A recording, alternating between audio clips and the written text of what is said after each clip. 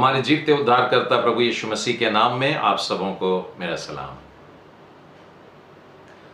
मुझे बेहद खुशी है कि फिर से एक बार हम लोग परमेश्वर के पवित्र वचनों पर मनन करने की इच्छा से इकट्ठे हुए हैं। हम लोग इब्रानियों की पुस्तक पिछली बार आरंभ किए हैं। इब्रानियों की पुस्तक है ही ऐसी पुस्तक जो प्रश्न नहीं परंतु उत्तरों को बताती है। हमारे सामने प्रश्न कम आते हैं और उत्तर ज्यादा मिलते हैं। विशेष करके मैंने कहा था पुराने नियम को लेकर के अगर कुछ बातें हैं जो समझ में नहीं आती या नए नियम की कुछ बातें हैं जो बिल्कुल ही नहीं समझ रही, ऐसा क्यों, तो इब्रानियों की पुस्तक में यह समझा दिया गया है।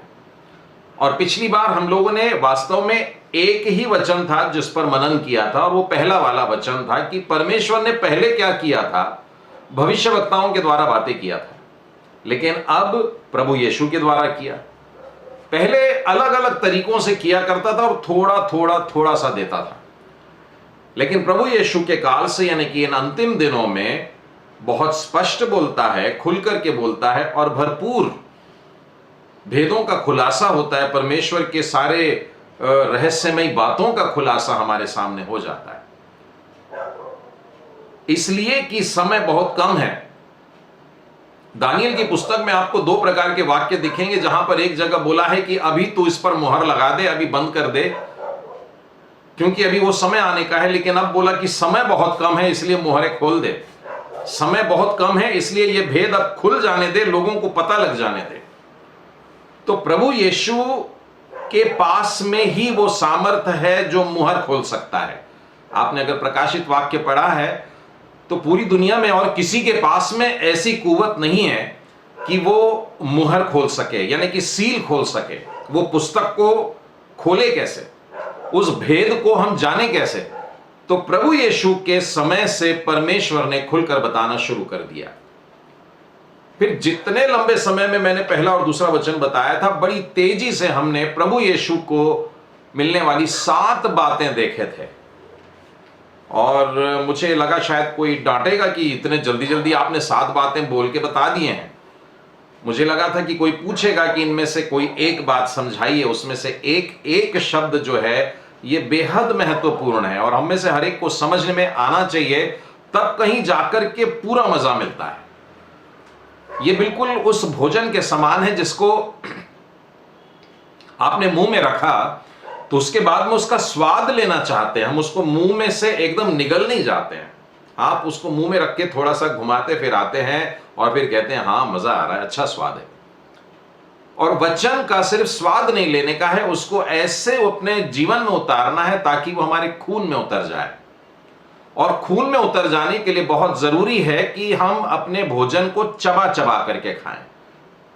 जब हम भोजन को चबाते हैं और वो हमारे पेट में जाता है, वहां और महीन होता है, वहां पर पेस्ट के समान हो जाता है, एकदम पतला हो जाता है। उसके बाद में हमारी अतड़ियों से होकर के जब वो जाता है तब खून में उतरता है। वहां से जितने भी विटामिन्स हैं, मिनरल्स हैं, प्रोटीन्स हैं, वो सारी चीजें खून में उतरती हैं, परंतु जो निगला हुआ खाना होता है वो खून में नहीं जाता।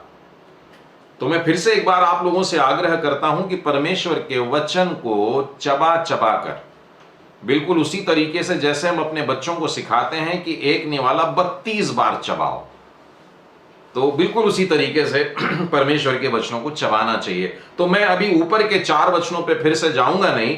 मैं तो पहला अध्याय भी लेना नहीं चाहता था, मैं सीधे दूसरे अध्याय पर आना चाहता था, लेकिन मैंने सोचा कि एक बार हम लोगों ने शैतानी दुष्ट आत्माओं के बारे में मनन किया था, जब हम लोगों ने प्रभु यीशु के अधिकार के ऊपर मनन किया था। और जब इतना लंबा समय हम लोगों ने दुष्ट आत्माएं होते कौन हैं, कैसे आते हैं, किस लिए आते हैं और वो किस तरीके से जाते हैं, इतनी सब बातों पर घंटा 2 घंटा मनन किया, तो मुझे लगा कि ये जरूरी है कि मैं प्रकाशित वाक्य के पहले अध्याय के 5वें वचन से लेकर 14वें वचन तक, जहां पर स्वर्ग दूतों के बारे में लिखा हुआ है, वो भी आप लोगों के सामने रखूं। तो आइए इब्रानियों की पुस्तक खोल लेते हैं और उसके पहले अध्याय और उसके 5वें वचन से आरंभ करने से पहले 4था वचन भी पढ़ लेते हैं। और स्वर्गदूतों से उतना ही उत्तम ठहरा। यहां पर प्रभु यीशु के बारे में बातें चल रही है, जितना उसने उनसे बड़े पद का वारिस होकर उत्तम नाम पाया। अब मेरा एक प्रश्न है, आप लोगों से बताइए इस प्रश्न का उत्तर। उत्तम नाम पाया, प्रभु यीशु ने कौन सा नाम पाया?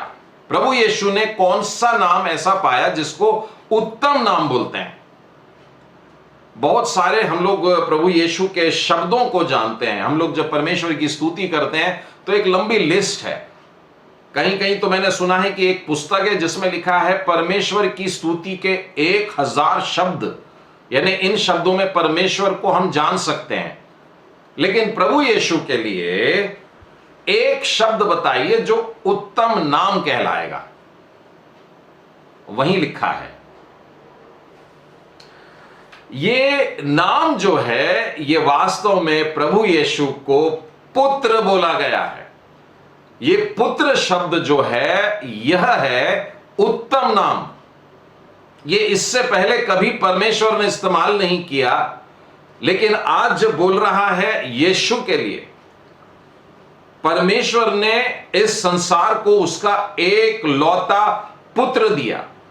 इससे पहले परमेश्वर ने अपने सेवक को भेजा, परमेश्वर ने अपने संदेष्टे को भेजा, परमेश्वर ने एक नबी को भेजा, परमेश्वर ने एक नाजीर को भेजा।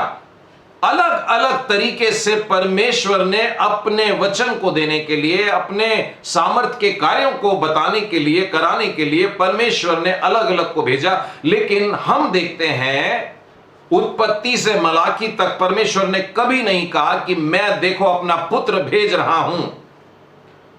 लेकिन हम मत्ती, मरकुस, लूका, यूहन्ना 3:16 में बहुत स्पष्ट देखते हैं परमेश्वर ने जगत से ऐसा प्रेम रखा कि उसने अपना एक लौता पुत्र, यहां पर हम देखते हैं पुत्र। प्रभु यीशु को यह नाम जो दिया गया, इस नाम को उत्तम नाम बोला गया है। 5वां वचन, क्योंकि स्वर्गदूतों में से उसने कब किससे कहा कि तू मेरा पुत्र है, आज तू मुझसे उत्पन्न हुआ। यहां पर जो शब्द दिया गया है यह भजन संहिता के एक अध्याय में से है, और वहां पर भी यही प्रश्न है, या वहीं का कोटेशन यहां पर है कि क्या कभी परमेश्वर ने किसी स्वर्गदूत को बोला कि तू मेरा पुत्र है और तू मुझसे उत्पन्न हुआ है? कभी नहीं कहा। और इतने सारे स्वर्गदूत हैं। आपको मालूम है कितने स्वर्गदूत हैं? कुछ लोगों को 4-5 नाम मालूम है जो बाइबल में इस्तेमाल किए गए हैं। एक तो उधर वाली पार्टी का हो गया है अभी, वो लूसीफर नाम है। इसके अलावा भी कुछ नाम है जो लोगों को बहुत अच्छे से मालूम है। लेकिन गिनती के विषय में अगर हम सोचें, इब्रानियों की पुस्तक में ही 12वें अध्याय में आइएगा, 22वां वचन देखिए क्या लिखा है। पर तुम सियोन के पहाड़ के पास, इब्रानियों 12:22, और जीवते परमेश्वर के नगर स्वर्गीय यरूशलेम के पास और लाखों स्वर्गदूतों के पास। यहां स्वर्गदूतों की गिनती जो दी गई है, वास्तव में जो शब्द है वो है असंख्य, क्योंकि उस समय लाख और करोड़ ये शब्द थे ही नहीं। अनगिनत, जिनको गिना नहीं जा सकता, इतने सारे, इतने सारे, इतने सारे। और इसीलिए हम परमेश्वर को सेनाओं का यहोवा परमेश्वर कहते हैं, यानी उसके पास में एक बड़ी सेना है और सेनाओं का यहोवा। हम जिसकी आराधना करते हैं वो सेनाओं का यहोवा है। तो लाखों स्वर्गदूत है। अब देखिए, लाखों स्वर्गदूतों में भी कोई एक नहीं था जिसको परमेश्वर बोल दे कि वाह तू मेरे बेटे के समान। लेकिन नहीं बोला। बाइबल बताती है स्वर्गदूतों, वहां पर भी जो शब्द आया प्लूरल में है, बहुवचन में है, क्योंकि स्वर्गदूतों में से, और ये क्योंकि बताता है कि ऊपर पूछा गया क्यों, है ना। तो परमेश्वर ने यीशु को पुत्र कहा है, ये एक उत्तम नाम मिला है उसे। और वो ऐसा क्योंकि स्वर्गदूतों में से उसने कब, किससे कह दिया कि तू मेरा पुत्र है, आज तू मुझसे उत्पन्न हुआ है, और फिर यह कि मैं उसका पिता होऊंगा और वह मेरा पुत्र होगा। इन्हें कितना स्पेसिफिक है आप सोचिए। मैं इतना समय इसलिए दे रहा हूं कि आप इस रिश्ते को पहले जान लीजिए। जो हमको पिता के साथ में मिलाएगा, वो पिता ने उसको पुत्र का डेजिग्नेशन दिया है, उसे अपना पुत्र कहा है, और हम पुत्र का हाथ पकड़ के हैं। इसीलिए हमको 100% विश्वास है, प्रॉब्लम नहीं आएगा। मैं कई बार चर्चेस में जब पूछता हूं कि क्या आज यीशु आ जाए तो आप स्वर्ग चलेंगे या नहीं चलेंगे, तो आधे से अधिक लोग हैरान हो जाते हैं, परेशान हो जाते हैं, दुखी हो जाते हैं, क्योंकि हां बोलने की हिम्मत नहीं होती है, क्योंकि वे खुद जानते हैं कि मैं कौन हूं। लेकिन इस वचन को अगर आप समझ लेते हैं कि पिता ने यीशु को अपना पुत्र कहा है और मैंने उस पुत्र का हाथ थामा है। पिता अपने पुत्र को जब अपने घर में लेकर के जाएगा, तो मैं तो पुत्र को पकड़ के टाइट पकड़ के रखना है, पर तो टाइट पकड़ के आपने पुत्र को रखा है, आप उसके साथ स्वर्ग राज्य में जरूर जाएंगे। मैं इसलिए स्वर्ग नहीं जाऊंगा क्योंकि मैं बहुत अच्छा हूं। कोई भी व्यक्ति स्वर्ग में अपनी भलाई के कारण, अपनी शुद्धता या अपनी पवित्रता के कारण या अपने टैलेंट के कारण नहीं जाएगा। कोई नहीं, एक भी नहीं। जितने भी स्वर्ग में प्रवेश करने वाले हैं, वे सब के सब परमेश्वर के अनुग्रह के कारण, जो यीशु के बलिदान में दिखता है। और उसने सेकंड टाइम कहा, और फिर यह, देखिए वहां लिखा है, तू मेरा पुत्र है, आज तू मुझसे उत्पन्न हुआ है, और फिर यह, यानी once again I am repeating. फिलिपियों 4:4 में जब कहता है प्रभु में सदा आनंदित रहो, मैं फिर बोलता हूं आनंदित रहो। यानी वो स्ट्रेसफुली बताना चाहता है, भाई इन परिस्थितियों में भी आनंदित रहो। मैं बता रहा हूं कि वो मेरा पुत्र है, मैं उसका पिता हूं। लो फिर से सुनो, मैं बोल रहा हूं, मैं उसका पिता होऊंगा और वह मेरा पुत्र होगा। मैं इस बात पर आज थोड़ा सा स्ट्रेस और करना चाहता हूं और आपको बताना चाहता हूं, बाइबल में प्रभु यीशु को परमेश्वर का पुत्र 7 लोगों ने कहा है, या 7 प्रकार के लोगों ने कहा है। और यह बात पुष्टि करता है इस बात की, यानी 7 लोगों की गवाहियां हैं। मैं आपको एक एक करके उसको बताना चाहूंगा। मत्ती रचित सुसमाचार में आइए और उसके 17वें अध्याय में, वहां पर हम लोग एक पहाड़ पर चलते हैं जहां पर प्रभु यीशु ने अपने 3 चेलों को लेकर के गया है। और प्रभु यीशु जब उस पहाड़ पर पहुंचते हैं तो स्वर्ग से मिलने के लिए उनके साथ 2 व्यक्ति और आ जाते हैं, मूसा और एलिया। और जब ये लोग पहुंचते हैं, 17वें अध्याय का देखिए 4-5 वचन के आगे में, वह बोल ही रहा था कि एक उजले बादल ने उन्हें छा लिया और उस बादल में से यह शब्द निकला। बादल में से निकला। वहां पर देखिए 3 तो मनुष्य हैं, चेले हैं, एक प्रभु यीशु है, मूसा और एलिया, 6 लोग हैं, लेकिन एक 7वां व्यक्ति भी वहां पर है। और वो बोला, उसकी जुबान से बोला, उसके शब्द सुनाई दिए। लिखा है बादल में से बोला। अब बादल में से कौन बोलेगा? आपको मूसा की तरफ लेकर के जाऊंगा जहां पर बादल का खंबा उनके ऊपर दिन भर रहा करता था, और उनके मिलाप वाले तंबू के ऊपर परमेश्वर की उपस्थिति कैसे स्पष्ट होती थी, जैसे वहां पर बादल का खंबा वहां पर रहता था और रात के समय अग्नि हो जाया करती थी। तो अगर यह घटना रात को घटती थी तो यहां पर मत्ती लिखता था कि मुझे अग्नि में से सुनाई दिया। यह दिन का समय था, तो बादल में से यह बात तो सुनाई दिया। और देखिए वाक्य क्या है, सुनना, यह मेरा प्रिय पुत्र है। हाउ असर्टिवली, कितने पक्का करके बोल रहा है। वह आवाज ने कहा, यह मेरा पुत्र है, यह मेरा प्रिय पुत्र है। हाउ लविंग, यह मेरा प्रिय पुत्र है जिससे मैं प्रसन्न हूं। ये बातें आप जानते थे, लेकिन अब इसको अपने दिमाग में हमेशा के लिए रिकॉर्ड करके रख लीजिए। यदि ये यहाँ की एल्डर्स क्लास होती थी ना, तो मैं ये सारे वचन बोलता था, रेफरेंस के साथ बोलता था, और लास्ट में आप में से किसी एक को बोलता था कि रेफरेंस के साथ मुझे बताइए। तो यहां पर हम देखते हैं कि यह मेरा प्रिय पुत्र है जिससे मैं प्रसन्न हूं, इसकी सुनो। परमेश्वर पिता ने खुद बोला है, परमेश्वर पिता ने खुद बोला है, यह मेरा पुत्र है। मत्ती के 17वें अध्याय और उसके 5वें वचन में। चलिए एक और व्यक्ति से गवाही सुनते हैं, और इसके लिए मैं आपको मरकुस रचित सुसमाचार उसके 5वें अध्याय और उसके 7वें वचन में लेकर के चलता हूं। प्रभु यीशु गिरासानियों के देश में जा रहे हैं। ये वाला भाग भी हम लोगों ने एक दिन अध्ययन किया था, जब प्रभु यीशु दुष्ट आत्मा निकालते हैं। और वो गिरासानियों के देश में जब जाते हैं तो कब्र में रहने वाला वो आदमी चिल्ला चिल्ला करके बाहर आता है। उसको बहुत ताकत है, वो अपनी सांकल और बेड़ियों को तोड़ देता है और पत्थरों को लेकर के अपने आप को मार करके लहूलुहान करता है। रात और दिन कब्र में ही रहता था। ये दुष्ट आत्मा ग्रसित मनुष्य है, जिसके अंदर दुष्ट आत्माएं रहती हैं। 6वें वचन में देखिए क्या लिखा है। वह यीशु को दूर ही से देखकर दौड़ा, उसे प्रणाम किया। दुष्ट आत्मा ने, एक्चुअल शब्द है दंडवत किया, मतलब वो आ करके औंधे मुंह गिर गया। वो दूर से खड़े होकर के ऐसा हाथ नहीं किया, दूर से खड़े होकर के हाय और बाय ऐसा नहीं किया, लेकिन वास्तव में वह मनुष्य आ करके औंधा मुंह गिर जाता है। और देखिए चिल्ला करके बोल रहा है, ऊंचे शब्द से बोल रहा है। पहाड़ियों पर आवाज गूंज गई, और वहां जो शिष्य उसके साथ में आए थे वे भी अचरज से देख रहे हैं कि एक अनजान व्यक्ति क्या बोल रहा है। उसने चिल्ला करके बोला, हे यीशु। वहां पर बहुत सारे लोग थे।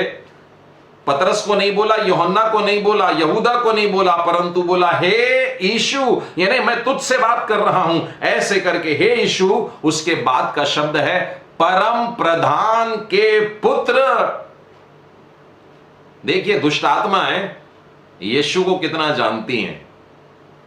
नहीं, प्रभु यीशु वहां लोगों के बीच में घूमते थे, यीशु को कोई नहीं जानता था। यीशु को परम प्रधान का पुत्र कोई नहीं जानता था, लेकिन दुष्ट आत्माएं जानती हैं। दुष्ट आत्माएं वास्तव में वो गिराए हुए स्वर्गदूत हैं, जो एक समय स्वर्ग में रहा करते थे, और स्वर्ग में वहां परमेश्वर पिता और परमेश्वर पुत्र और परमेश्वर पवित्र आत्मा को देखते और जानते थे। वे यीशु को बहुत पहले से जानते थे, और इसीलिए पहचान गए।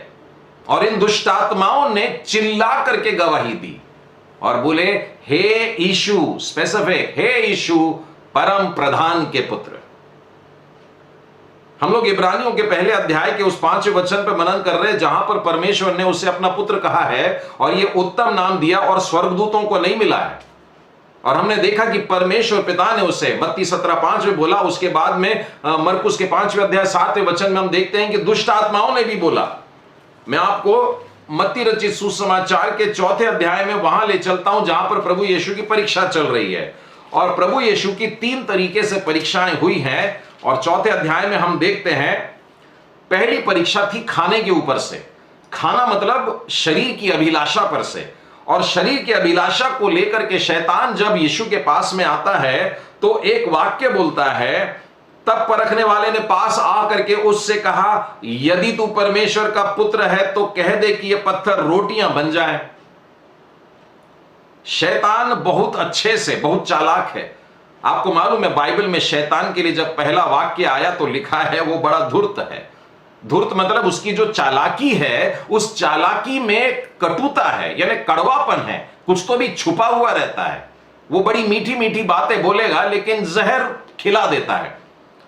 अब इसने यदि लगाया, यदि का मतलब है कि कंडीशन डाल दिया, और कंडीशन डाल करके आगे का वाक्य कहता है, यदि तू परमेश्वर का पुत्र है। दुष्ट आत्माएं जानती हैं, तो दुष्ट आत्माओं का जो सरदार है यानी कि शैतान है, लूसीफर है, वो तो पक्का ही जानता है कि ये परमेश्वर का पुत्र है, लेकिन उसका उद्देश्य उस समय था कि इससे पाप करवाए। मैंने कई बार बच्चों के बीच में भी देखा है, वो बच्चे भी एक दूसरे को उकसा करके बोलते हैं, है क्या दम तेरे में, कर के दिखा, है क्या मर्द तो करके दिखा, मां का दूध पिया होगा तो करके दिखा। ऐसे उकसाने वाले वाक्य बोलते हैं। अब यहां पर शैतान ने उकसाने वाला वाक्य बोला, यदि तू परमेश्वर का पुत्र है तो ये पाप कर दे। लेकिन यीशु ने कहा, मैं परमेश्वर के मुख के निकले वचनों के कारण जिंदा रहता हूं। और उसी तरीके से फिर वो आगे भी पढ़ते हैं कि इब्लीस ने उसे पवित्र नगर में ले गया और मंदिर के ऊंचे कंगूरे पर ले जाकर खड़ा किया और उसको कहा, यदि तू परमेश्वर का पुत्र है। तो देखिए आप, दुष्ट आत्माओं ने तो स्पष्ट प्रणाम किया, दंडवत किया और बोल दिया तू परम प्रधान का पुत्र यीशु है। लेकिन शैतान कैसी चालाकी से बाइबल पढ़ाता है। उसने यहां पर मालूम है क्या बोला? उसने बोल करके बताया कि बाइबल में लिखा है वे तेरे विषय में स्वर्गदूतों को आज्ञा देंगे, वे तुझे हाथों हाथ उठा लेंगे, कहीं तेरे पांव में पत्थर से ठेस न लगे। तो शैतान को बहुत जोरदार बाइबल स्टडी है। तो कई बार जो झूठे शिक्षक होते हैं वो बाइबल की बातों को ला करके हमारे सामने रख देते हैं, परंतु परोसते समय वो अट्रैक्टिव प्लेट में एक यदि चिपका देते हैं और हमसे कुछ ऐसा काम करवा देते हैं जिसके कारण स्वर्ग के दरवाजे हमारे लिए बंद हो सकते हैं। तो बहुत सतर्क रहिएगा। परमेश्वर के वचन के हर सुनाने वाले, विशेष करके नई नई बातों को सुनाने वालों के सामने बहुत सतर्क रहना, बातों को तौल तौल करके सुनना। तो यहां पर हम देखते हैं कि शैतान ने भी उसे इसी शब्द के द्वारा फंसाने की कोशिश किया था और यह कहा था तू परमेश्वर का पुत्र है। वास्तव में शैतान भी जानता था वो परमेश्वर का पुत्र है और उसे लगा परमेश्वर के पुत्र को अपने ओहदे को साबित करने के लिए ये अगर वो कर देता है तो उसका प्रॉब्लम सॉल्व हो जाएगा। लेकिन परमेश्वर के आज्ञा का सही पालन करते हुए यीशु ने शैतान को अपने पास से भगा डाला था। तो 3 जब देख लिया है, चौथा मैं बताना चाहूंगा मत्ती रचित सुसमाचार में ही और उसके 16वें अध्याय में, और उसके बहुत सरल है रेफरेंस 16वां अध्याय और 16वां वचन। प्रभु यीशु के बारे में ये तो वो कहता, एलिया कहता, यिर्मयाह कह रहे हैं, कोई उसको यूहन्ना बपतिस्मा दाता कहता है। यीशु ने कहा परंतु तुम मुझे क्या कहते हो?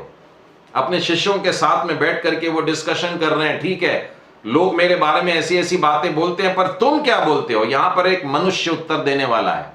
यहां पर शिमोन पतरस जैसे मेरे और आपके समान जैसा व्यक्ति जो उतावला भी हो जाता है, जो शंका भी करता है, जो हिम्मत भी करता है, जो विश्वास भी करता है और जो प्रभु यीशु के लिए अपने प्राण भी देता है। तो मैं अपने आप को उसमें देखना चाहता हूं। ना मनुष्य बोल रहा है और मनुष्य ने, देखिए 16वें वचन में लिखा है, शमौन पतरस ने उत्तर दिया तू जीवते परमेश्वर का पुत्र मसीह है।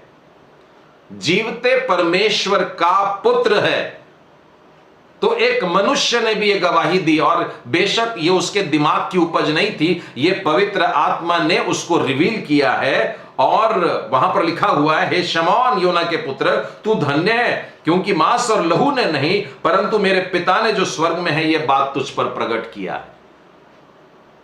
यह बेहद कठिन बात थी एक यहूदी को यह कहना कि परमेश्वर का पुत्र।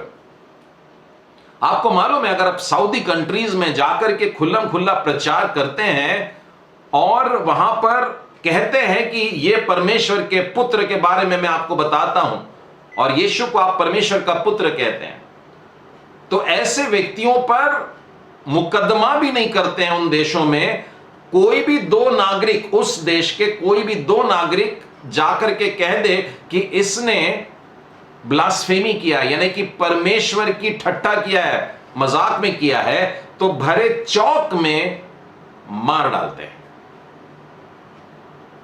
तो यहां पर मनुष्य ने पहली बार परमेश्वर को पिता करके और यीशु को पुत्र कह करके संबोधित किया। इस बात को ध्यान में रखना, ठीक है। तो यहां पर हमने ये चौथा उदाहरण देखा जहां पर मनुष्य, पहले परमेश्वर देखा, फिर दुष्ट आत्मा देखा, शैतान देखा और फिर मनुष्य। प्रभु यीशु ने, अगर आप यूहन्ना रचित सुसमाचार में और उसके 9वें अध्याय में आते हैं, जहां पर एक जन्म के अंधे को प्रभु यीशु ने अच्छा किया। यूहन्ना रचित सुसमाचार और उसका 9वां अध्याय और उसके 35 वचन के आगे मैं पढ़ता हूं। यीशु ने सुना कि उन्होंने उसे बाहर निकाल दिया है और जब उससे भेंट हुई तो कहा, क्या तू परमेश्वर के पुत्र पर विश्वास करता है? देखिए, वो जन्म का अंधा था। जब से वो दुनिया में आया तो देख ही नहीं पाता था, यानी उसके माता पिता भी सामने आ जाएंगे और मुंह नहीं खोलेंगे तो आवाज नहीं पता लगेगी तो शायद पहचान नहीं पाएगा, और जिसने उसको चंगा किया वो तो और भी नहीं। तो इस तरीके से हम देखते हैं कि वो अंधा आता है, यीशु उससे मिलता है और उस घड़ी जबकि उसको समाज बाहर कर दिया गया, यीशु ने उसको अच्छा किया था। इसीलिए देखिए यीशु ने पूछा, क्या तू परमेश्वर के पुत्र को जानता है? प्रश्न है, क्या तू परमेश्वर के पुत्र को जानता है? ये किससे पूछा गया? अंधा जिसकी आंखें खुल गई थी। ये अंधा जिसकी आंखें खुल गई थी का क्या अर्थ होता है? ये हमें बताता है। हम लोग भी जब बाइबल पढ़ते हैं ना, तो अक्सर मैं बच्चों को सिखाता हूं ये वाली प्रार्थना करना कि हे परमेश्वर, मेरी आंखें खोल दे ताकि मैं तेरी व्यवस्था की अद्भुत बातों को देख सकूं। मैं अंधा हूं।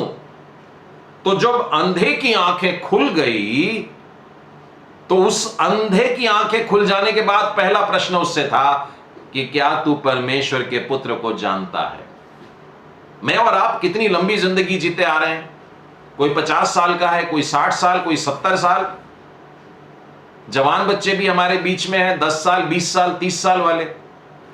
प्रभु के साथ साथ चलने वाले बहुत से हैं। प्रश्न पूछा जा रहा है कि क्या तू परमेश्वर के पुत्र को जानता है? सो knowing the son of God is essential.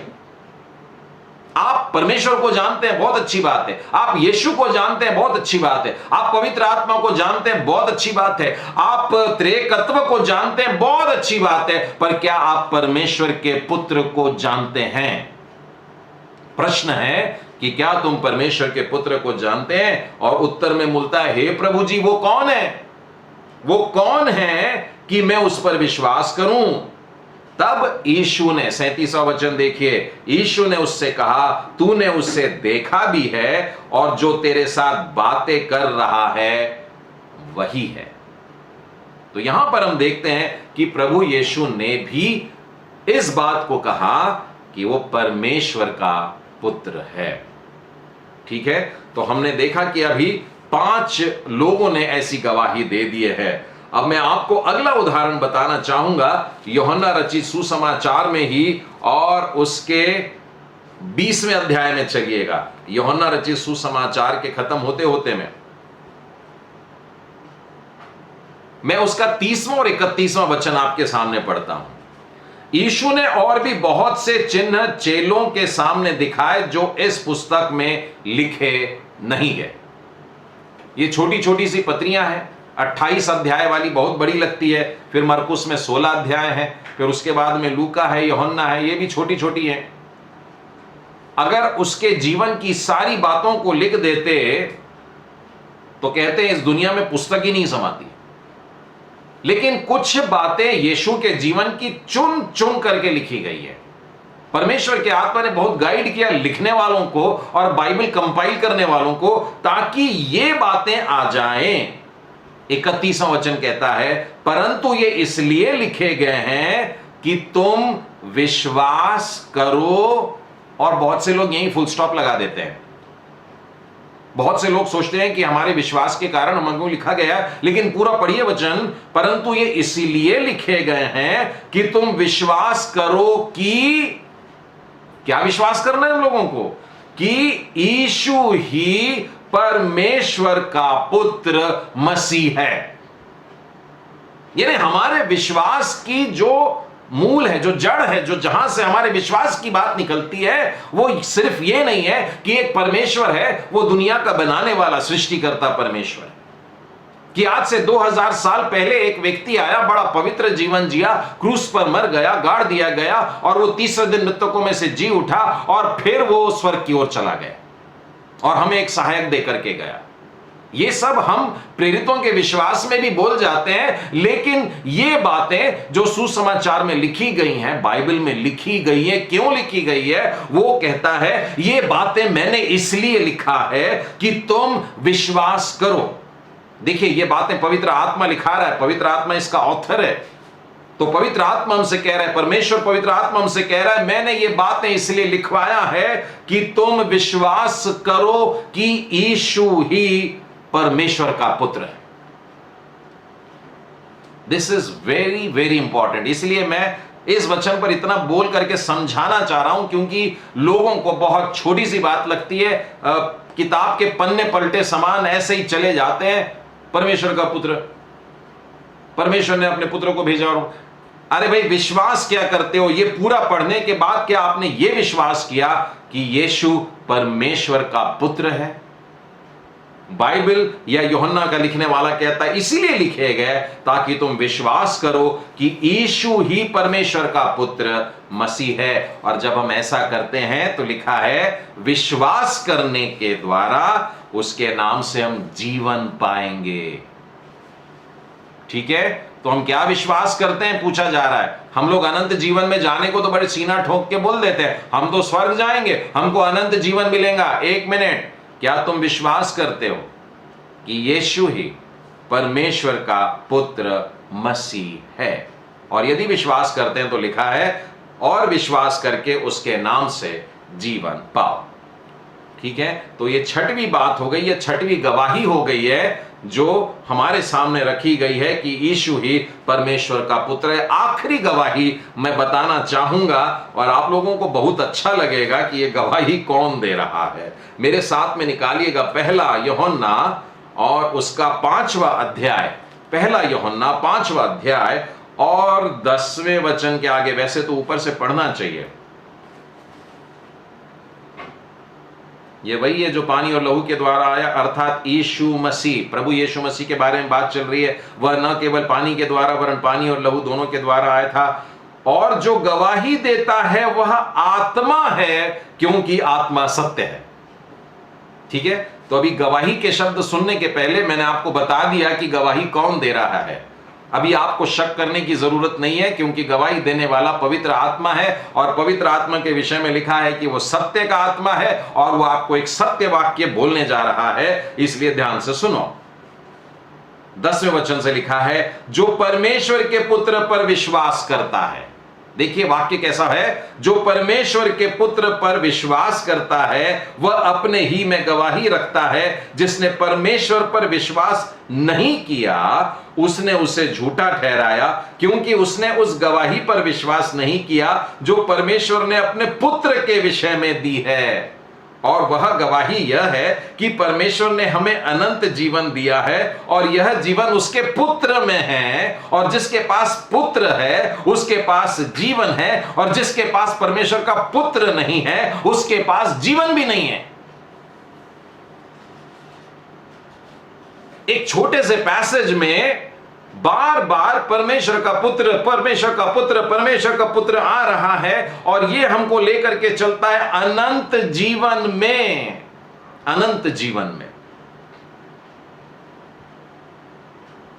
तो इस सरल सी बात को पकड़ लीजिए। जब ये बातें स्टार्ट करनी थी ना, आपने अगर गौर किया होगा तो मैंने कहा था यीशु को टाइट पकड़ना है। प्रभु यीशु परमेश्वर का पुत्र है। यदि ये बात आपको मालूम है तो आप यीशु को पकड़ लेंगे। क्यों? क्योंकि आप परमेश्वर को नहीं पकड़ सकते। सर्वशक्तिमान परमेश्वर पिता का हाथ आप थाम नहीं सकते, वरन उसके सामने खड़े नहीं रह सकते, लेकिन आप यीशु का हाथ थाम करके यीशु की आड़ में होते होते पप्पा जी के सामने जा सकते हैं, क्योंकि यीशु परमेश्वर का पुत्र है और वो स्वर्ग में सिंहासन पर बैठा है, परमेश्वर के एकदम करीब है। और इसलिए कि आप उसको चिपके हुए हैं, आप भी उसके साथ में वहां पर हैं। तो इस पैसेज में पवित्र आत्मा हमसे कह रहा है यदि तुम्हारे पास में परमेश्वर का पुत्र है तो तुम्हारे पास में अनंत जीवन रहेगा, अन्यथा नहीं रहेगा। इसका मतलब और थोड़ा सा स्पष्ट कर देता हूं, यदि आपके पास में यीशु है तो अनंत जीवन मिलेगा नहीं लिखा है। मेरे बहुत से मित्र हैं जो यीशु को बहुत प्यार करते हैं, लेकिन प्रभु यीशु को उन्होंने परमेश्वर का पुत्र मसीह करके नहीं माना है। वे यीशु का जीवन देखते हैं और उनके देवताओं से कंपेयर करते हैं और बोलते हैं कि हमारे देवता से ये जीसस बहुत अच्छा है।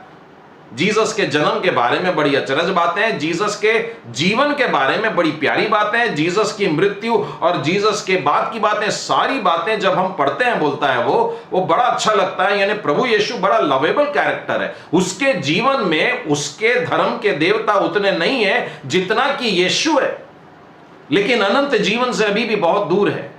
इसीलिए मैं कह रहा हूं बार बार कि अनंत जीवन अगर पाना चाहते हैं तो यूहन्ना ने भी हमसे यही कहा कि जिस दिन तुम यीशु को परमेश्वर का पुत्र मसीह करके मानोगे तो जीवन को पाओगे। और बाद में हमने देखा पहला यूहन्ना में भी हम लोग इसी प्रकार से पवित्र आत्मा की गवाही दे रहे हैं, और पवित्र आत्मा जो बोल रहा है एकदम सत्य बोल रहा है, सच बोल रहा है। और उसने बार बार 3 वचन में 4 बार 6 बार बोल करके बता दिया परमेश्वर का पुत्र होना जरूरी है। अगर परमेश्वर का पुत्र नहीं है तो जीवन नहीं है।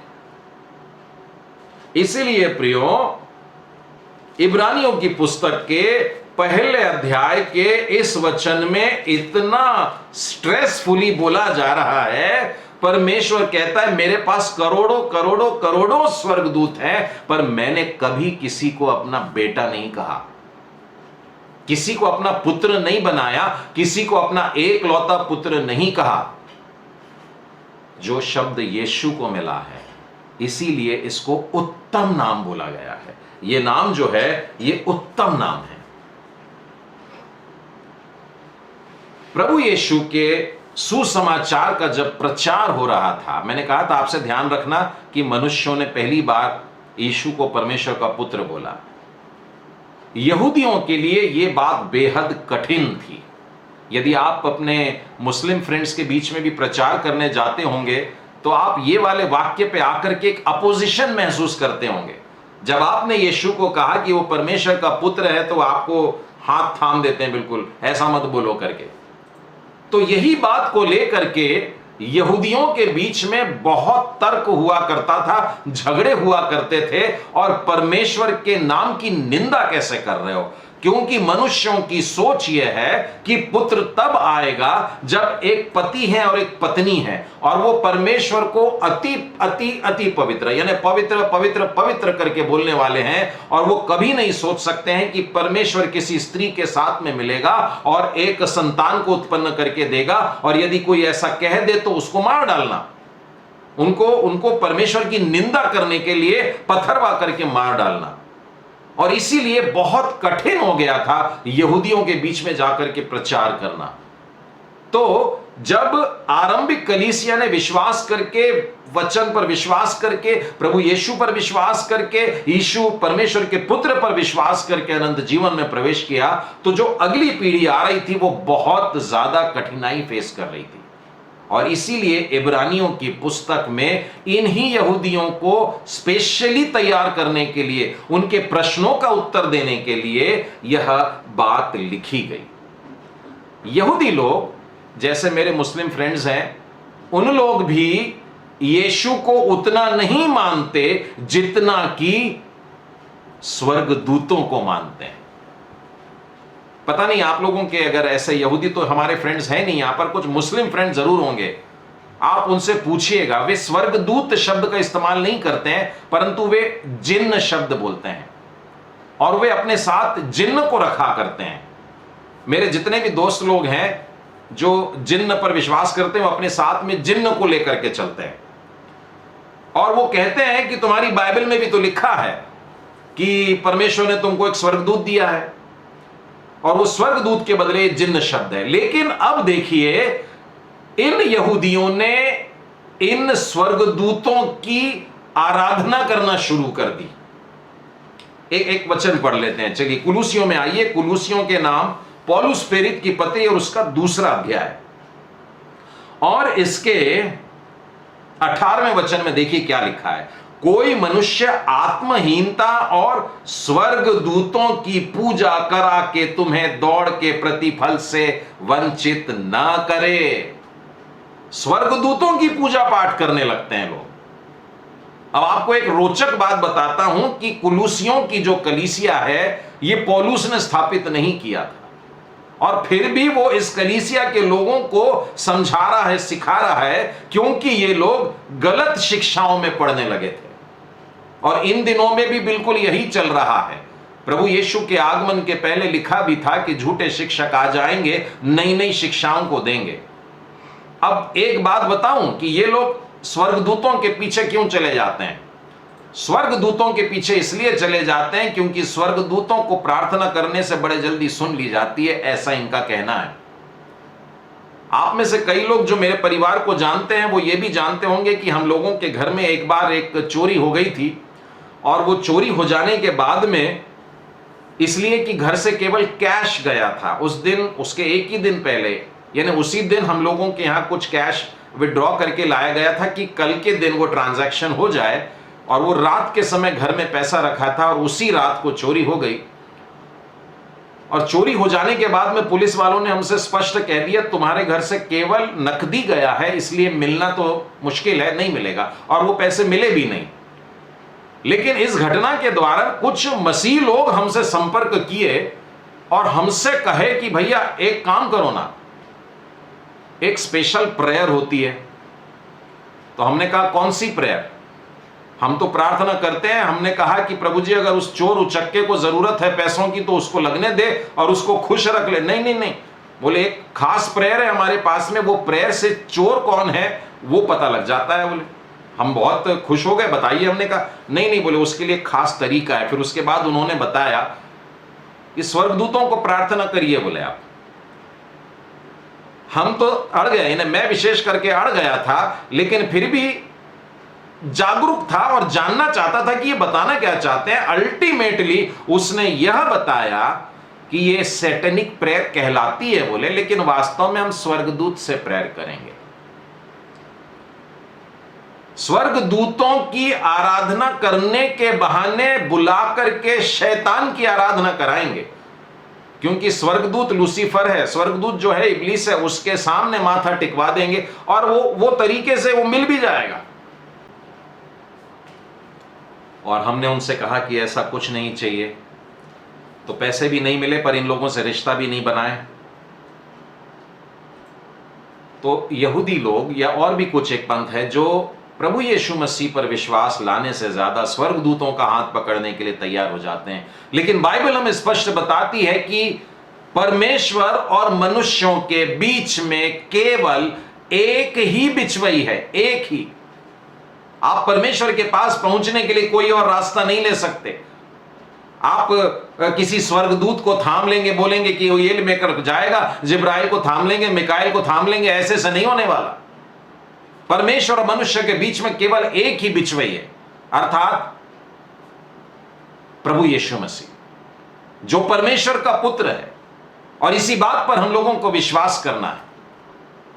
और वैसे ही लिखा हुआ है कि परमेश्वर के पास में ले जाने के लिए यूहन्ना के 14वें अध्याय और 6वें वचन में हम देखते हैं, मार्ग और सत्य और जीवन मैं ही हूं, बिना मेरे द्वारा कोई पिता के पास में नहीं जाता, बिना मेरे द्वारा। तो आप अगर किसी स्वर्गदूत का हाथ थाम रहे हैं, किसी जिन्न का हाथ थाम रहे हैं, किसी और आत्मिक शक्ति का हाथ थाम रहे हैं, तो बाइबल आपको कोई गारंटी नहीं दे रही, वरन स्पष्ट बोल रही है परमेश्वर और मनुष्यों के बीच में तो एक ही लिंक है और वो यीशु है। बिना मेरे द्वारा पिता के पास में नहीं जाते। इसका मतलब आप अगर किसी और आत्मिक शक्ति को पकड़ रहे हैं तो कहीं और चले जाओगे, बच के रहने का है। तो ये लोग जो स्वर्गदूतों को इतना आदर दे रहे थे, क्योंकि सारी चीजें बड़ी आसानी से हो रही थी और ऐसा लग भी रहा था, और उनके पास में पुराने नियम के बड़े खूब सारे संदेश और वचन रहा करते थे, यह बोलने के लिए कि स्वर्गदूतों से हम लोगों का जीवन आसान हो जाता है। और वास्तव में मैंने जब देखा कि स्वर्गदूतों के द्वारा बाइबल में किस प्रकार की सेवाएं दी गई हैं, तो मैंने इतनी लंबी सूची देखा कि मैं अगले 15 मिनट में आपको केवल तेजी से जाकर के उसको बहुत फास्ट बोल करके उनमें से 1/4 आपके सामने रखूंगा। यानी स्वर्गदूतों के द्वारा इतना सारा कुछ हो रहा है, लेकिन ये करोड़ों के बाद भी परमेश्वर ने ध्यान रखना इस बात को, एक को भी अपना बेटा नहीं कहा है। उनके लिए अलग अलग शब्दों का इस्तेमाल हुआ है। जैसे बाइबल में लिखा है इब्रानियों के पहले अध्याय में, स्वर्गदूतों को वो पवन कह देता है, स्वर्गदूतों को धधकती हुई आग भी बोल देता है, लेकिन अपने पुत्र के लिए पवन और आग की बात नहीं करता, पर कहता है तेरा सिंहासन युगानुयुग रहेगा और तेरा राजदंड न्याय का राजदंड रहेगा। यह पुत्र के लिए कह रहा है। ध्यान रखिएगा इस बात को जब हम स्वर्गदूतों के बारे में देखते हैं। बड़ी तेजी से हम लोग चलेंगे, मैं शायद सारे रेफरेंसेस खोल करके ना पढ़ूं, पर घटनाएं बिल्कुल चिर परिचित हैं और याद आ जाएगी आपको। तो स्वर्गदूतों की सेवाएं भी 10 प्रकार की होती हैं। चलिए उनमें से कुछ देख लेंगे आज समय को ध्यान में रखते हुए। पहला काम है उनका संदेश पहुंचाना। स्वर्गदूत स्वर्ग के दूत हैं जो परमेश्वर के सामने खड़े रहते हैं और परमेश्वर उनसे कहता है कि मेरी ये खबर ले जाओ और जाकर के बताओ। आप पुराने नियम से स्टार्ट करिए, उत्पत्ति से शुरू करेंगे तो सुसमाचार में आते तक, यहां तक कि प्रेरितों के काम में भी आएंगे, वहां पर भी आपको मिल जाएगा कि स्वर्गदूत आता है। स्वर्गदूत ने 16वें अध्याय में आकर के हाजिरा से बात किया। परमेश्वर के एक स्वर्गदूत ने आके अब्राहम से 18वें अध्याय में बात किया। उसी प्रकार से हम देखते हैं कि परमेश्वर का एक दूत आके याकूब से बात करता है, और उसी तरीके से हम देखते हैं न्यायों की पुस्तक में परमेश्वर का एक स्वर्गदूत आकर गिदोन से बात करता है, और परमेश्वर उससे क्या चाहता है वो बोल करके बताता है। परमेश्वर का संदेश लेकर के आता है वो। लूका के पहले अध्याय में देखिए, और मत्ती में भी मिलता है, मरियम से आकर के वो बात करता है, और उसका नाम भी लिखा हुआ है उस स्वर्गदूत का। जिब्राइल स्वर्गदूत आता है और आकर के उसको प्रणाम करता है, सलाम कहता है, और प्रभु की कृपा पात्री, परमेश्वर का संदेश तेरे पास में लेकर के आया हूं कि तू अभी गर्भवती होने वाली है और तेरे को एक पुत्र मिलेगा। वो जब घबरा जाती है तो उसको समझाता भी है कि ये पवित्र आत्मा के द्वारा होगा, ये तेरा कोई पाप नहीं है, तू शुद्ध है, तू पवित्र है, परंतु पवित्र आत्मा के द्वारा तू गर्भवती होगी। और जब यूसुफ उस तरफ परेशान है, वो उसको छोड़ देना चाहता है, चुपचाप से छोड़ देना चाहता है, तो परमेश्वर के एक दूत ने उसको सपने में आकर के बताया और उससे कहता है, नहीं, मरियम को अपने यहां पर लाने से मत डर, उसको लेकर के तू आ जा। और इन घटनाओं के समय में जकरिया, उस समय जो याजक था, उसकी पारी लगी हुई थी, वो मंदिर में अंदर गया हुआ था, और वहां पर उसको स्वर्गदूत ने आकर के बात किया और बताया कि परमेश्वर तुझको भी एक पुत्र देने वाला है। यानी परमेश्वर के दूत आकर के लोगों से, परमेश्वर के लोगों से बातें करते हैं। ये कितना अच्छा लगता है ना।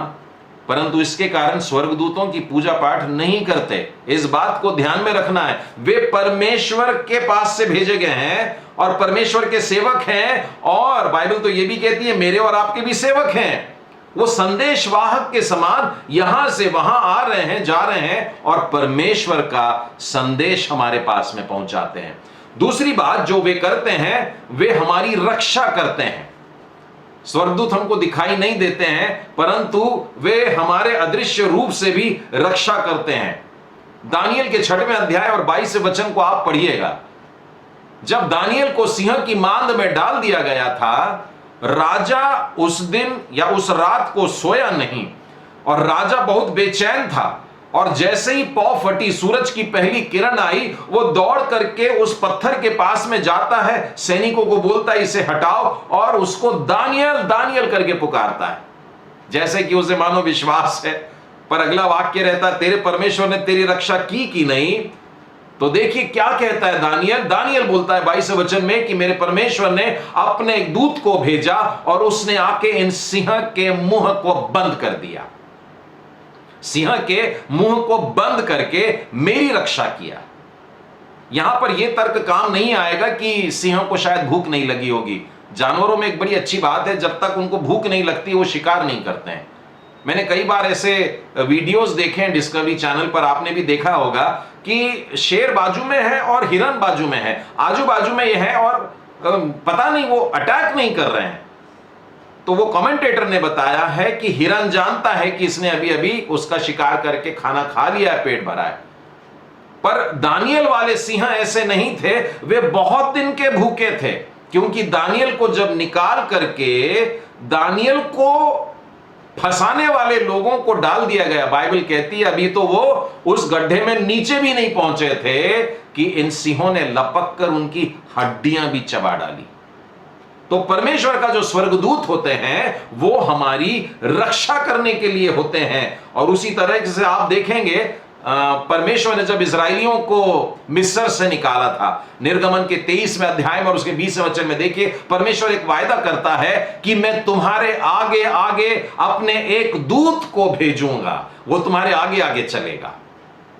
तो हमारा परमेश्वर हमारी रक्षा करने के लिए हमारे आगे आगे दूतों को भेजता है। यदि आप भजन संहिता का 34वां अध्याय पढ़े, वहां पर भी इसी प्रकार का एक शब्द मिलता है। भजन संहिता उसका 34वां अध्याय और उसके 7वें वचन में लिखा है, यहोवा के डरवैयों के चारों ओर उसका दूत छावनी किए हुए उनको बचाता है, हमारी रक्षा करता है। और छावनी शब्द का मतलब होता है मिलिट्री वाला, हाँ, सिर्फ स्वर्गदूत खड़े हैं ऐसे मजे के लिए नहीं है, वो तलवार लेकर के खड़े हैं।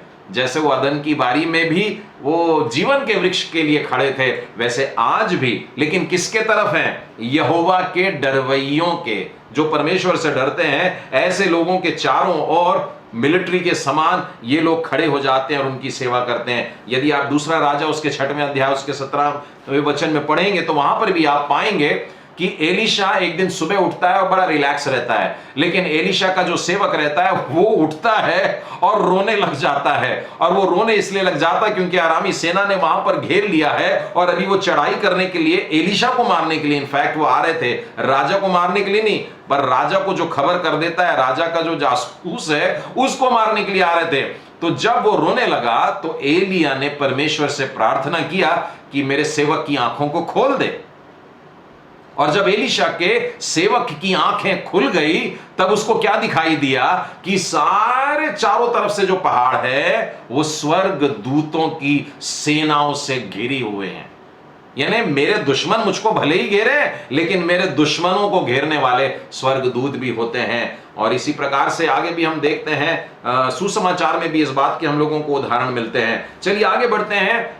स्वर्गदूतों की सेवकाई में हमारी आवश्यकताओं की पूर्ति करना भी है, ये वाला काम भी वो लोग करते हैं। और इसके अंतर्गत हम देखते हैं पहला राजा और उसके 19वें अध्याय में, वहां पर भी हम देखते हैं एलिय्याह नबी के। और एलिय्याह नबी जब बाल के पुजारियों के बाद की घटना आपको मालूम होगी, इजबेल के समय में परमेश्वर का एक दूत एक बार आकर एलिय्याह को खाना देता है और उसको खाना खिलाने के बाद पानी देता है, तो उसको भरपेट खिला देता है और उसको यह भी बताता अच्छे से खा लेना, तेरे को 40 दिन का रास्ता तय करना है। तो बड़े चमत्कारी रीति से कुछ ऐसा खिलाता है कि 40 दिन और 40 रात उसको भूख नहीं लगती है। मैं तो समझता हूं कि वचन रोटी है, वचन ही खिलाया होगा उसने इतना कि वो 40 दिन और 40 रात दौड़ता रहा, भागता रहा, लेकिन उसको कोई प्रॉब्लम नहीं हुआ। उसी प्रकार से हम देखते हैं कि हमारी आवश्यकताओं के समय में वो हमारी सहायता करता है। लूका के 22वें अध्याय में जहां पर प्रभु यीशु को हम गतसमनी के बगीचे में देखते हैं, प्रभु यीशु एक खास आवश्यकता में थे और उन्होंने अपनी आवश्यकता पूर्ति के लिए पतरस को, याकूब को और यूहन्ना को बोला, आओ मेरी सहायता करो, लेकिन उन लोगों ने नहीं किया। उस समय में परमेश्वर की ओर से एक स्वर्गदूत आया जिसने प्रभु यीशु को वो वाली बात दी जो उसे शिष्यों से चाहिए थी। और उसके बाद प्रभु यीशु की व्याकुलता खत्म हो गई। प्रभु यीशु जो पसीना बह रहा था और लहू टपक रहा था, वो व्याकुलता जो थी मृत्यु के प्याले को पीने की, वो खत्म हो गई। यानी स्वर्गदूत केवल हमारी भूख लगने पर रोटी ही नहीं देता, केवल हमारी रक्षा ही नहीं करता, हमारी आवश्यकताओं को जान करके वरन हमारी आत्मिक आवश्यकताओं को भी जानता है और उसके अनुसार हमारी कार्यों करता है, हमारी मदद करता है। यशायाह नबी की पुस्तक उसके 6वें अध्याय और 6वें वचन में हम देखते हैं कि यशायाह की भी एक आत्मिक जरूरत थी। वो अशुद्ध ओंठों वाला था, वो एक पापी मनुष्य अपने आप को कह रहा है, लेकिन परमेश्वर के सिंहासन से एक अंगारा कैसे आता है? एक स्वर्गदूत है, वहां सराप शब्द का इस्तेमाल किया गया है। वो जाता है और वेदी पर से उठाता है। ये बात केवल एंजल्स के बस की है, स्वर्गदूतों के बस की है। वो वहां से जाकर के चिमटे से उठा के लाता है और उसको छुला देता है। तो मेरी आत्मिक आवश्यकताएं भी स्वर्गदूत पूरी करता है। और ये बात हम देखते हैं कि आज भी परमेश्वर अपने दूतों को किस तरीके से इस्तेमाल करता है, आज भी अपने स्वर्गदूतों के द्वारा सेवाएं दे रहा है। परमेश्वर के स्वर्गदूतों की एक और सेवकाई, और वो न्याय करते हैं। न्याय करते हैं मतलब दंड भी देते हैं। दूसरा राजा और उसके 19वें अध्याय में आप हिजकिय्याह की कहानी को पढ़ते हैं और हिजकिय्याह बड़ा परेशान था। हिजकिय्याह को चारों तरफ से घेर लिया गया था, लेकिन हिजकिय्याह ने परमेश्वर से प्रार्थना किया और परमेश्वर की ओर से एक दूत भेजा गया। देखिए, करोड़ों की सेना है, लेकिन परमेश्वर एक दूत को भेजता है और उस रात हिजकिय्याह के 1,85,000 सैनिक मार डाले जाते हैं। रात ही रात में एक स्वर्गदूत ने सारे दुश्मनों को खत्म कर डाला। आपको मालूम है अगले दिन क्या होता है? जब वो देखते हैं कि सब कुछ तहस नहस हो गया, खत्म हो गया, बचे कुचे जो भी होंगे वो तो निकल ही गए होंगे, लेकिन हिजकिय्याह राजा ने परमेश्वर के आश्चर्य कर्म को देखा कि परमेश्वर मुझे आज भी बचाता है। उत्पत्ति के 19वें अध्याय में देखिए, वहां पर सदोम शहर है, वहां पर भी न्याय का काम हो रहा है। सदोम और अमोरा, ये दोनों शहर में पाप बहुत भयानक बढ़ गया था, बहुत गंदे गंदे काम यहां पर हुआ करते थे, और परमेश्वर ने आग और गंधक की बारिश से सोचा इसको नाश करने का है, और नाश करने के पहले 2 दूतों को भेजता है, और ये 2 स्वर्गदूत लूत के घर में जाते हैं, और लूत के घर से लूत को, उसकी पत्नी को और उसकी दोनों बेटियों को वहां से निकालते हैं और बोलते हैं नहीं, तुमको चलना होगा। वो चलने को एकदम तैयार नहीं थे, वो घसीट के उनको बाहर निकाला और दिन होने के पहले उसके नगर के बाहर निकाला, और उसके बाद में वहां पर आग बरसने लगी। उनको बोला उसने, तुम जल्दी निकलो क्योंकि इस शहर का नाश करने के लिए कहा गया है मुझसे। तो स्वर्गदूत जो है वो न्याय का भी काम इस प्रकार से करते हैं। यहां तक कि अगर आप प्रकाशित वाक्य में देखेंगे तो वहां पर मिकाईल का वर्णन आता है कि एक अंतिम युद्ध भी होने वाला है और शैतान को भी बांधा जाएगा, सांकलों से बांधा जाएगा। आप प्रकाशित वाक्य के 12वें अध्याय में देखिए, 7, 8 और 9 में देखिए, वहां पर हम पाते हैं कि किस प्रकार से स्वर्गदूत आएंगे और शैतान के साथ में युद्ध लड़ने वाले हैं। एक और न्याय की बात जो नए नियम में दिखती है मुझको, प्रकाशित वाक्य और उसके 12वें अध्याय में है। वहां पर हेरोदेस राजा है और बड़ा घमंड में भर गया, और घमंड में भर करके बड़ी बड़ी बातें करने लगा, लेकिन परमेश्वर का एक दूत आकर के उसको मारता है और वो वहीं खत्म हो जाता है, मर जाता है। तो स्वर्गदूत न्याय का भी काम करते हैं, लेकिन स्वर्गदूतों का एक बड़ा प्यारा काम जो मुझको बहुत अच्छा लगता है वो है परमेश्वर की स्तुति करते हैं। तो हमने देखा कि वे परमेश्वर के संदेश को दुनिया तक पहुंचाते हैं, लोगों तक पहुंचाते हैं। आपको याद होगा यीशु के जन्म के समय चरवाहों को भी स्वर्गदूतों ने आकर के बताया था, और स्वर्गदूतों ने जब बता दिया और वो 2 स्वर्गदूत चले गए, तब उनको एक बड़ी आकाश में टोली दिखाई दी, स्वर्गदूतों का बड़ा झुंड दिखाई दिया, और वे गाना गा रहे थे और लिखा है परमेश्वर की स्तुति कर रहे थे। तो परमेश्वर की स्तुति करना उनको बहुत भाता है, स्तुति करते रहते हैं। जस्ट इमेजिन कि एक क्वायर में 50 लोग हैं तो कितना अच्छा लगता है। अब मैं आपसे कहूंगा कि एक चर्च के क्वायर में करोड़ों लोग हैं, कोई बजा रहा है, कोई गा रहा है, कोई नाच रहा है, कितना अद्भुत दृश्य होगा। और ये लोग परमेश्वर की स्तुति कर रहे हैं, और इनकी स्तुति के शब्द आपको पुराने नियम में भी मिल जाएंगे और नए नियम में भी मिल जाएंगे, सुसमाचार में और प्रकाशित वाक्य में मिल जाएंगे। प्रकाशित वाक्य 4 और 8 में देखिए, प्रकाशित वाक्य 5वें अध्याय 11वें वचन से आगे देखिए, वहां पर हम देखते हैं कि स्वर्ग के वो दूत वहां खड़े होकर लगातार लगातार लगातार परमेश्वर की स्तुति स्तुति स्तुति स्तुति करते चले जा रहे हैं। तो प्रियो, परमेश्वर के स्वर्गदूत ये सारे काम, और भी बहुत से काम हैं, आप लोग मनन करिएगा और देखिएगा कि बाइबल में इतनी लंबी सूची है इन बातों की। ये सब देख करके स्वर्गदूतों के लिए बड़ा प्रेम आ गया लोगों के हृदय में, और ये लगा कि ये तो बड़े कांटेक्ट में रहते हैं, हमारे साथ में रहते हैं। बाइबल में तो एक जगह ये भी लिखा है कि ये छोटे बच्चों के साथ में गड़बड़ी मत करना, क्योंकि इनके स्वर्गदूत परमेश्वर के सामने अपना मुख दिखाते हैं। यानी इनके साथ में भी स्वर्गदूत, तो यानी हम लोगों को ऐसा एहसास कि हम लोगों को चारों तरफ से घेर रखा है, पूरी तरह से मानो हम बिल्कुल बचे हुए हैं, लेकिन हमें इनकी आराधना नहीं करना है। प्रकाशित वाक्य में लेकर के चलता हूं, 1-2 वचन बताऊंगा। प्रकाशित वाक्य और उसके 4थे अध्याय में देखिए, हे प्रियो, हर एक आत्मा की प्रतीति न करो, वरन आत्माओं को परखो कि परमेश्वर की ओर से है कि नहीं, क्योंकि बहुत से झूठे भविष्यवक्ता इस जगत में निकल खड़े हुए हैं, और ये वही लोग हैं जो कहते हैं कि हम इनकी आराधना कर सकते हैं। प्रकाशित वाक्य के 19वें अध्याय में आइए, और उसके 19वें अध्याय के 9वें वचन से आगे मैं आप लोगों के सामने बताता हूं। यहां पर लिखा है, तब स्वर्गदूत ने मुझसे कहा, यह लिख कि धन्य है जो मेमने के विवाह के भोज में बुलाए गए हैं। फिर उसने मुझसे कहा, ये वचन परमेश्वर के सत्य वचन है। तब मैंने उसको दंडवत करने के लिए उसके पांव पर गिर पड़ा। तब उस स्वर्गदूत ने मुझसे कहा, देख, ऐसा मत कर, मैं तेरा और तेरे भाइयों का संगी दास हूं जो यीशु की गवाही देने पर स्थिर है, केवल परमेश्वर को दंडवत कर। यह वाला वाक्य है जो वास्तव में इब्रानियों की पत्री में बताया जा रहा है। बहुत अच्छी बात है कि तुम स्वर्गदूतों का आदर करते हो, क्योंकि वो परमेश्वर के सामने रहते हैं, लेकिन ध्यान रखो कि तुम उसकी पूजा ना करो, तुम उन आत्माओं की पूजा ना करो। वरना मुझे ऐसे मसीह परिवार भी मालूम है जिनके घरों में आत्माएं बुलाने की टेक्निक्स चलती हैं। क्यों मालूम है? क्योंकि परमेश्वर से प्रार्थना कर रहे थे, ब्रदर सुनता ही नहीं, तो हमको किसी ने यह सिखा दिया है, अब हमको फटाफट सब प्रश्नों के उत्तर मिल जाते हैं, तो वो आत्माओं को बुलाने की बात करते हैं, स्वर्गदूत नहीं है। स्वर्गदूतों के लिए भी शब्द लिखा है कि वे सेवा करने वाली आत्माएं हैं, जो बचाए हुओं की सेवा करने के लिए भेजी जाती हैं, आत्माएं हैं। लेकिन उनको फंसा दिया उस झूठे नबी ने, भविष्यवक्ता ने, शिक्षक ने, यह बोलकर के कि ये स्वर्गदूत है, परंतु ये झूठी दुष्ट आत्माएं हैं जिनकी पूजा पाठ हम लोग करने लगे हैं। लेकिन स्वर्गदूत के मुंह से खुद सुनिए, स्वर्गदूत मना कर रहा है, मेरी पूजा पाठ मत करना, मेरी आराधना मत करना, केवल परमेश्वर ही को दंडवत करना।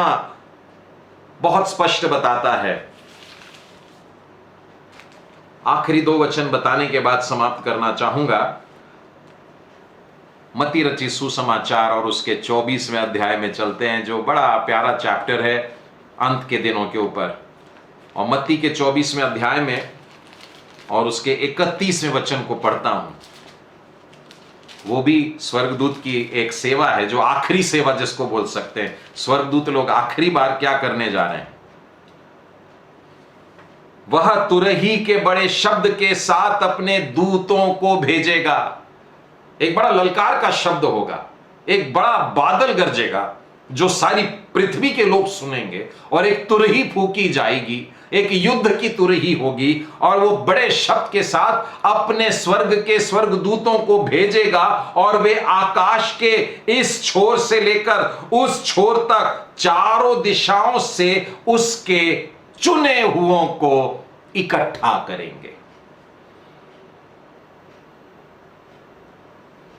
तो कुछ लोग इसीलिए स्वर्गदूतों की दोस्ती करके स्वर्गदूतों की पूजा करते हैं कि ये लोग हमें स्वर्ग ले जाएंगे। नहीं, स्वर्गदूतों को जब वहां से भेजेगा परमेश्वर, तो नाम बताएगा, तुम जाकर के इसको लेकर आओ। दूसरे को नहीं, तीसरे को नहीं, किसी को नहीं, उनको बताया गया है। यह भी बात बाइबल में लिखी है, किसी दिन मनन करेंगे, कि स्वर्गदूतों को कहा गया वो केवल वही काम करते हैं जो बताया जाता है। अपने मनमर्जी से स्वर्गदूत काम नहीं करते, जितना बोला गया उतना ही बोलते हैं। जिससे बताने के लिए कहा गया उसी से बोलते हैं, जिसको उठाने के लिए बोला गया केवल उसी को उठाएंगे। तो आपकी दोस्ती परमेश्वर पिता के मुख पर यह शब्द लाना चाहिए कि जाओ और मेरे बेटे और आपका नाम इसको लेकर के आ, और एक स्वर्गदूत आकर आपको ले जाएगा। लेकिन क्या वो लेकर के जाएगा? वो पप्पा तक अपनी आवाज पहुंचेगी कैसे?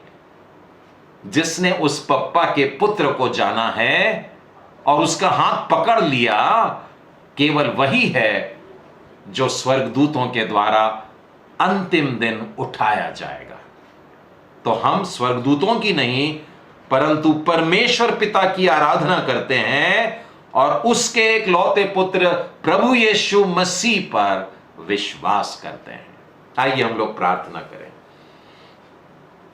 सर्वशक्तिमान प्रेमी परमेश्वर पिता, आज की सुंदर शाम के लिए बहुत धन्यवाद देते हैं। आप अद्भुत परमेश्वर हैं, हमारे जीवते परमेश्वर हैं। आपने अपने एक लौते पुत्र प्रभु यीशु को इस संसार में भेजा है, और इसी बात को समझाने के लिए प्रभु जी आपने इब्रानियों का पहला अध्याय और इतने विस्तार से लिखा है, और उसमें स्वर्गदूतों के बारे में विस्तार से लिखा है, और उसमें यह स्पष्ट कर दिया कि स्वर्गदूतों से कहीं श्रेष्ठ मेरा पुत्र है, प्रभु यीशु है।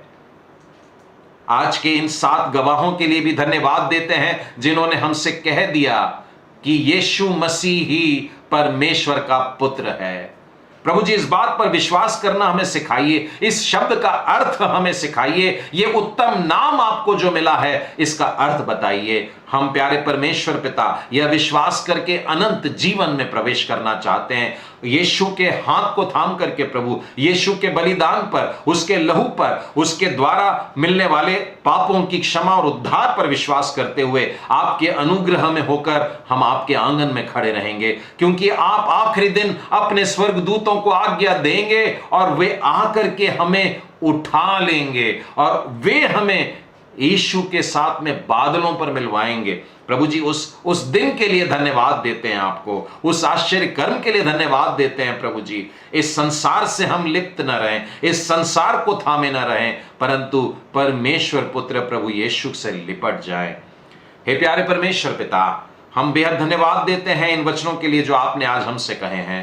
प्रभु जी, आज आपने मुझसे और मेरे प्रिय भाई बहनों से बातें की है, धन्यवाद। हे दयालु परमेश्वर, जितने लोग इस फेलोशिप में जुड़ करके आज इब्रानियों के पहले अध्याय को समझे हैं, प्यारे प्रभु, यह पवित्र आत्मा के द्वारा, उसकी सहायता के द्वारा ये वचन हमें बना रहे, शैतान इन वचन को कभी न चुरा सके, ऐसा होने दीजिए। हम उस अंतिम दिन का इंतजार करते हैं और बड़े आनंद से उस दिन की बाट जोहते हैं जब आप स्वर्गदूतों को हमारे निमित्त आज्ञा देंगे। हे प्यारे परमेश्वर, तब तक संसार में रहते हुए पृथ्वी पर का एक एक दिन हमारा शुद्ध और पवित्र जीवन रहे, ऐसा होने दीजिए और ये सुसमाचार सबके साथ में हम बांट सके, ऐसी आशीष दीजिए। हे प्रेमी परमेश्वर पिता, इस घड़ी हम उन लोगों के लिए जो बीमार हैं प्रार्थना करते हैं, अपने चंगाई भरे हाथ को रखिए। प्रभु जी, जितने लोग मानसिक तनाव से गुजर रहे हैं, आप अपना स्पर्श उन्हें कीजिए। और हे दयालु प्रभु जी, जो मसीही होने के भेष में है लेकिन भेड़ के झुंड में भेड़िए के समान है, प्रभु जी ऐसों को एक आखिरी मौका और दीजिए कि प्रभु वे भी बचाए जाएं, उनको भी मौका मिले। हे प्यारे परमेश्वर पिता, हम सारे सेवकों के लिए जो आपके वचनों को बांटते हैं, विनती करते हैं, उनके और उनके परिवारों को ब्लेस करिए। हे प्यारे प्रभु जी, जितने भी मेडिकल स्टाफ हैं, प्रभु परमेश्वर, इन महामारी के दिनों में उनकी खास सहायता और रक्षा करिए और अपने स्वर्ग दूतों की छावनी उनके चारों ओर खड़ा कर दीजिए। प्यारे परमेश्वर, आप अद्भुत रीति से, अदृश्य रूप से प्रभु जी सदैव घेर के रखिए कि कोई भी कोविड वायरस इन विश्वासियों को छू न सके। हे दयालु परमेश्वर पिता, हम प्रार्थना करते हैं पूरे देश के लिए, वरन पूरे विश्व के लिए आपकी शांति इस विश्व पर बनी रहे। आपके आने के दिन का इंतजार करते हैं। प्रार्थना को प्रभु यीशु मसीह के नाम में, जो आपका एक लौता पुत्र है, हमारा उद्धार करता है, मांगते हैं, सुनो ग्रहण कर। आमीन।